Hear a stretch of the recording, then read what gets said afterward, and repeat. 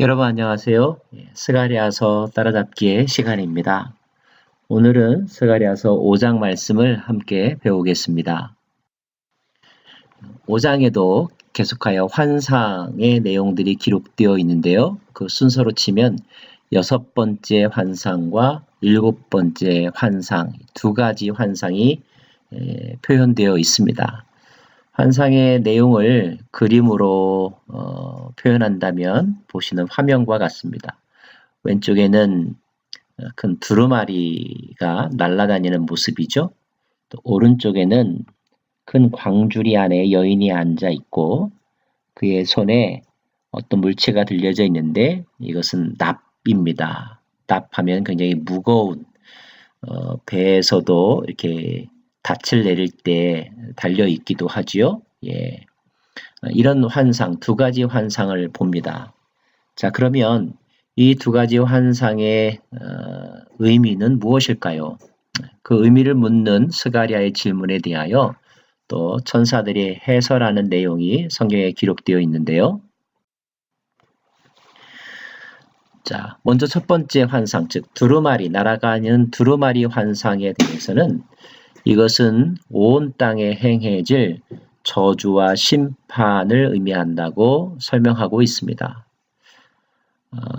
두루마리의 크기가 20규빗과 10규빗이니까 대략 요즘의 그 길이 개념으로 환산한다면 10m 곱하기 5m 정도 되는 것 같습니다. 혹시 여러분 비행선에 어떤 광고 현수막을 달고 날아다니는 것을 혹시 보신 적이 있나요? 그럴 정도로 크기가 커서 많은 사람들이 볼 수 있는 그런 현수막 또는 두루마리인데, 자, 그렇다면 이 두루마리에는 어떤 내용들이 기록되어 있을까요? 안타깝게도 두루마리에 기록되어 있는 내용들은 축복과 은혜의 말씀이 아니라 심판과 저주의 말씀들이었습니다. 마치 계시록에서도 7 봉인을 뗄 때마다 나타나는 어떤 내용들이 있는데 그것과 연관지어서 생각해 볼 수 있겠죠? 자, 왜 온 지면에 저주와 심판이 임하게 될까요? 그것은 인간들의 행위와 관련이 있겠죠? 또 하나의 환상은 에바 가운데 앉아있는 한 여인의 모습입니다. 에바라고 하는 것은 어떤 물체를 재는 도량형 단위인데 큰 광주리라고 생각하시면 좋겠고요. 또 한국 분들 어르신들 중에는 옛날에 뭐 한 말, 두 말 이렇게 할 때 쌀을 재는 그 큰 통 이런 개념으로 생각하시면 좋을 것 같습니다. 자, 문제는 요점은 그 에바 가운데 한 여인이 앉아 있다는 것입니다. 그런데 이 여인은 또 커다란 납덩어리를 들고 있습니다.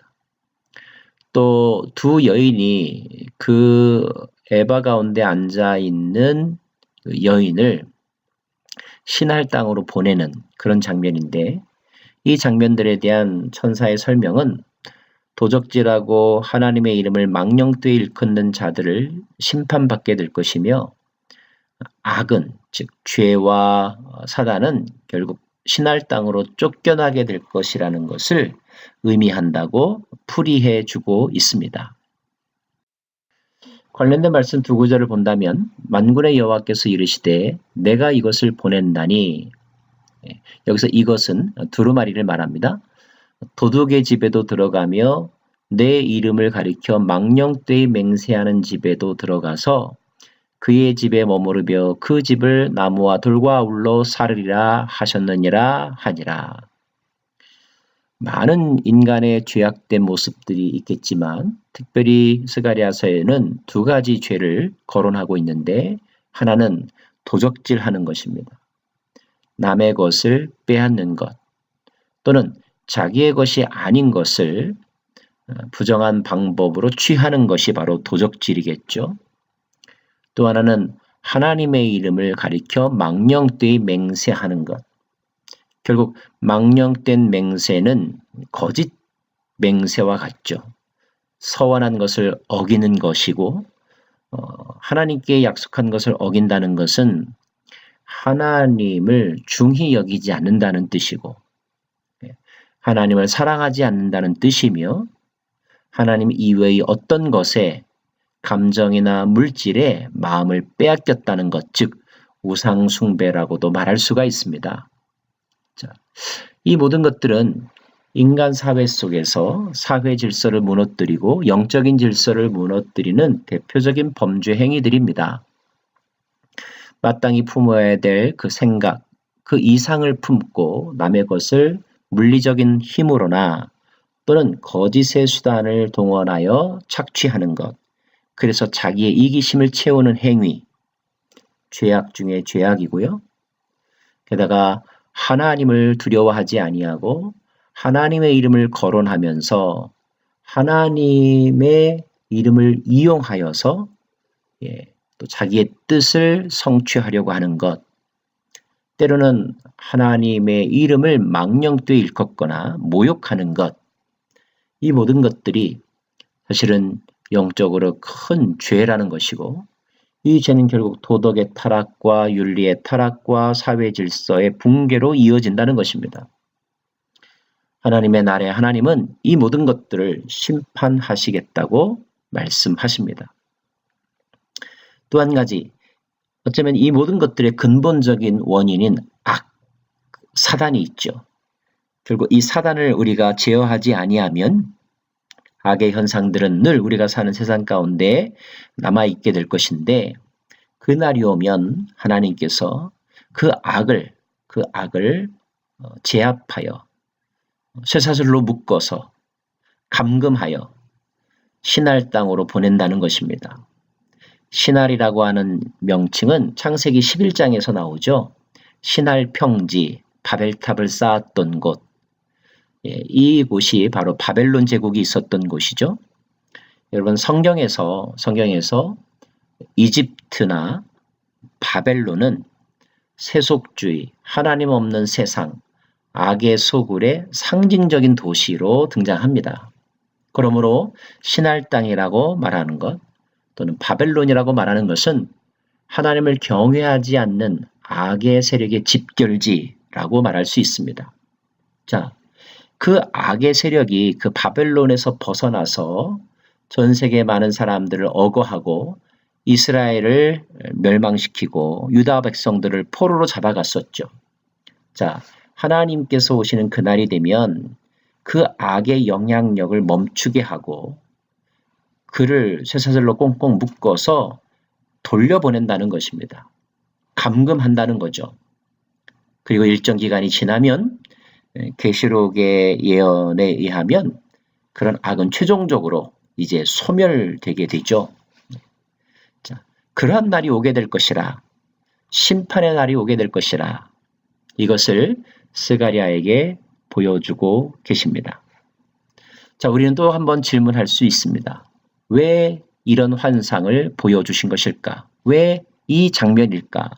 이 장면이 스가랴나 또는 스가랴를 통하여 이 설명을 듣는 유다 백성들, 또 이 기록을 읽는 사람들에게 주시는 메시지는 무엇인가 하는 거죠.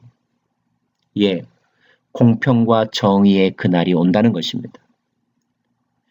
보이는 세상이 다가 아니라는 것입니다.